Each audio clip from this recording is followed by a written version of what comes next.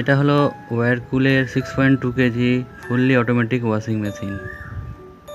আমাদের এই মেশিনটা সুইচ বোর্ডে সুইচ দিলেও কোনো রেসপন্স করছিল না। তো দেখা যাক কি হয়েছে এর মধ্যে। তো আমরা যখন খুলে দেখি পিছনটা, দেখি ওরে বাবা, এই ভেতরে তো পুরো একদম ইঁদুরের বাসস্থান।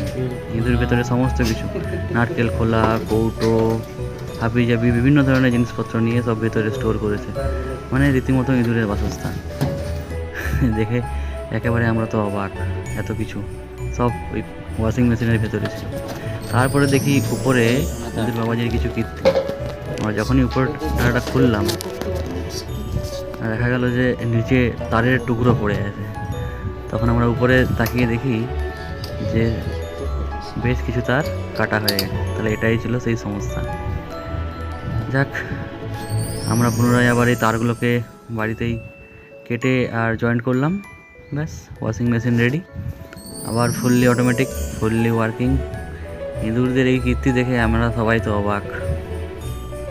সত্যি একটা শিক্ষা পেলাম।